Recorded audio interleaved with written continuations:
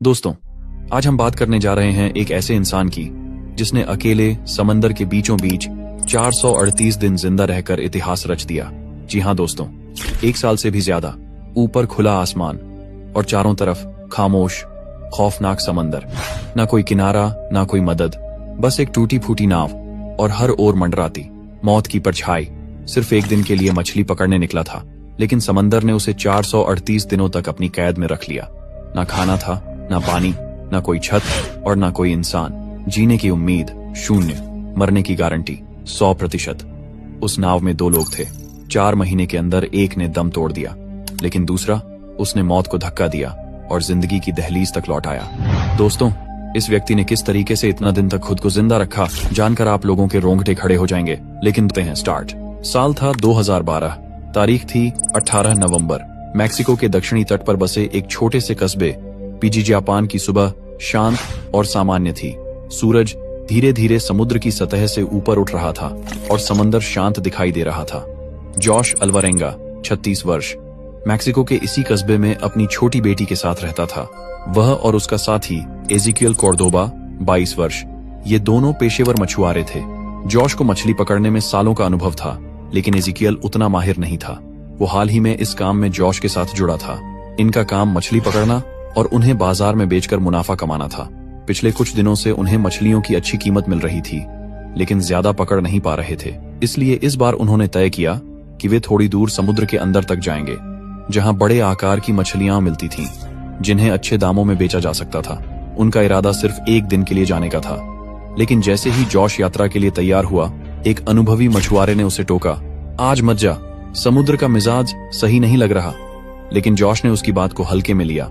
हम बस कुछ घंटों में लौट आएंगे, जल्दी पकड़ेंगे, जल्दी बेचेंगे, जल्दी कमाएंगे। फिर जॉश और एजिकियल निकल पड़े अपनी छोटी सी 7 मीटर लंबी नाव में, जिसमें एक सिंगल इंजन था, एक छोटा रेडियो, कुछ बर्फ, मछलियां रखने के लिए बॉक्स और थोड़ा बहुत खाना। उनका लक्ष्य था समुद्र के भीतर लगभग 120 किलोमीटर की दूरी तक जाना। दोनों को अंदाजा नहीं था कि ये दूरी उन्हें 438 दिनों तक मौत और जिंदगी के बीच झूलने को मजबूर कर देगी। शुरुआत में सब ठीक था, मछलियां मिल भी रही थीं। कुछ ही घंटों में उन्होंने काफी मछलियां पकड़ लीं। लेकिन दूसरे दिन दोपहर होते होते समुद्र का रंग बदलने लगा। आसमान काला पड़ गया, लहरें ऊंची होने लगीं, हवाएं तेज चलने लगीं। फिर शुरू हुआ एक भयंकर तूफान, ऐसा तूफान जो लगातार 2 दिन तक चला और उनकी किस्मत बदल कर रख दी। नाव लहरों के थपेड़ों से उछलने लगी, इंजन बंद हो गया और रेडियो भी खराब हो गया। अब उनके पास कोई संपर्क का साधन नहीं था, न किनारे से, न किसी जहाज से। तूफान इतना खतरनाक था कि लहरें उनकी नाव के ऊपर से गुजरने लगीं। जान बचाने के लिए उन्होंने नाव में रखी सारी मछलियां समुद्र में फेंक दी, ताकि नाव हल्की हो जाए और डूबने से बच सके। उनका इरादा था तूफान के रुकते ही वापस लौट जाना, लेकिन कुदरत के सामने इंसान कितना भी चालाक क्यों न हो, बेबस ही होता है। इस तूफान के महज 2 दिनों में उनकी नाव लगभग 400 किलोमीटर बह चुकी थी, खुले महासागर की ओर, जहां चारों ओर सिर्फ पानी था और कोई मदद नहीं। तूफान के बाद समुद्र तो शांत हुआ, लेकिन उनके लिए असली लड़ाई अब शुरू हुई। खाना खत्म हो गया था, पीने का पानी भी। अब उन्हें जिंदा रहने के लिए बारिश का पानी जमा करना पड़ रहा था, कभी हाथों से, कभी नाव के किसी कोने में।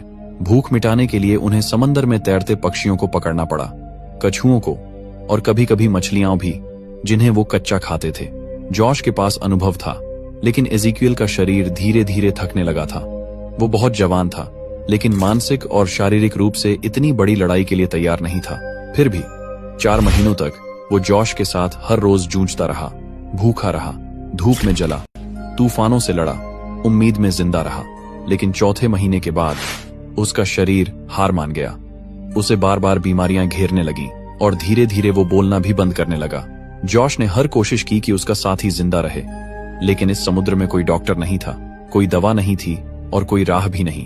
फिर एक दिन एजिकियल हमेशा के लिए शांत हो गया। जॉश को खुद ही उसका शरीर समंदर को सौंपना पड़ा। उसका साथी, जो 4 महीने तक उसके साथ था, अब नहीं रहा। अब जॉश पूरी तरह अकेला रह गया था। जॉश नहीं जानता था कि उसके सामने अब और 9 महीने बाकी हैं, जहां न कोई किनारा होगा, न कोई रास्ता, न कोई आवाज, सिर्फ एक नाव, लहरें, धूप और उसकी जिंदा रहने की जिद। जॉश अब बिल्कुल अकेला था। एक ऐसी नाव में फंसा हुआ जो न तो किनारे जानती थी न ही दिशा, और उसके चारों तरफ फैला हुआ था मौत से भी ज्यादा खामोश नीला अथाह समंदर। वो समंदर जो सिर्फ गहराई नहीं था, वो एक शिकारी था जो उसकी हर सांस पर निगाह रखे बैठा था। न कोई आवाज, न कोई इंसानी चेहरा, न कोई उम्मीद, सिर्फ लहरें थीं, ठंडी, बेरहम और उसे निगल जाने को बेताब। वक्त जैसे रुक गया था। हर दिन, हर पल जॉश को यह एहसास कराता था कि ये जंग सिर्फ भूख और प्यास की नहीं है, ये जंग थी उसके अंदर छिपे इंसान के अस्तित्व की। समंदर उसका शरीर नहीं, उसकी आत्मा तक चूस लेना चाहता था।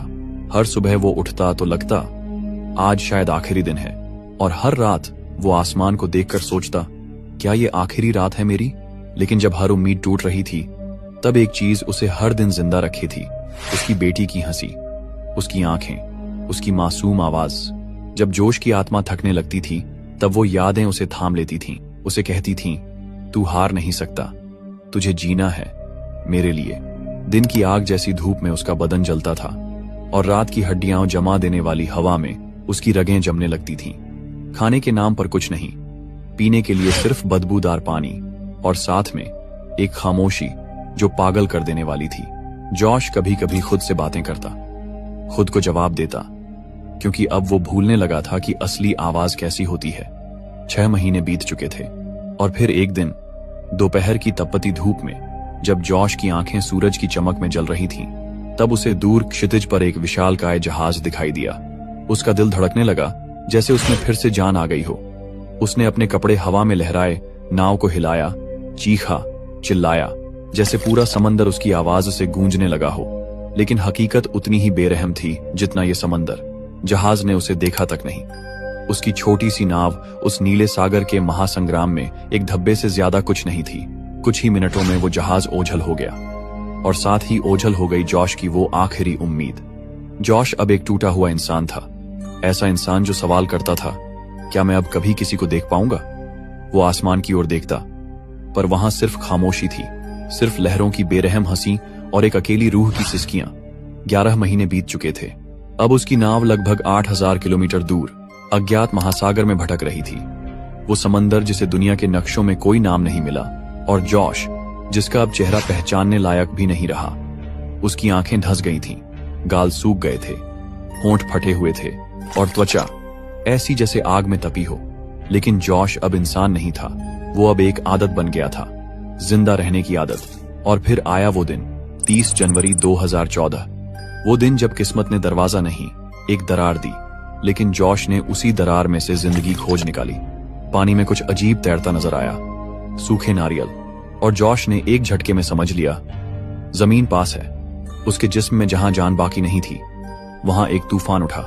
उसने नाव को पूरी ताकत से मोड़ा और दूर देखा। वहां एक टापू था, एक धरती का टुकड़ा, जिसे देखने के लिए उसकी आंखें तरस गई थीं। कुछ ही समय में वो मार्शल आइलैंड्स के पास पहुंच गया। जो नाव कल तक मौत का पिंजरा थी, आज वहीं उसे जिंदगी की गोद में ले जा रही थी। जॉश ने आखिरी बार समंदर को देखा और फिर खुद को पानी में फेंका, हर लहर को चीरता हुआ, कांपता, टूटता, घिसटता हुआ। जब उसके पैर जमीन से टकराए, वो गिर पड़ा, नंगे पैर, सूखी आंखों से, कांपते हुए, जैसे वो अपने ही पुनर्जन्म का गवाह बन गया हो। स्थानीय लोग दौड़े, और उनकी आंखों में डर था और सवाल, ये कौन है, कहां से आया है? जॉश को अस्पताल ले जाया गया। उसका वजन 60 किलो से घटकर सिर्फ 38 किलो रह गया था। पूरे शरीर की मांसपेशियां गल चुकी थीं, और त्वचा के नीचे सिर्फ हड्डियां बची थीं। लेकिन ये सिर्फ उसका इलाज नहीं था, ये गवाही थी उस इंसान की जिसने 438 दिन समंदर की आग और आंसुओं में तैरकर एक ही बात साबित की, जब इंसान जीने की ठान ले तो समंदर भी उसके आगे घुटने टेक देता है। अगर आप होते जॉश की जगह, तो क्या आप भी 438 दिन तक उस नरक से लड़ पाते? क्या आप भी जिंदा लौटने की हिम्मत जुटा पाते? जो भी हो, इतना तय है, जब इंसान टूटने के बाद भी बिखरना नहीं चुनता, तो मौत भी रास्ता बदल लेती है। धन्यवाद दोस्तों, आपने इस वीडियो को अंत तक देखा, इसके लिए दिल से शुक्रिया। अगर आपको ये कहानी कुछ महसूस करवा गई हो, तो इस वीडियो को अपने दोस्तों के साथ जरूर शेयर कीजिए।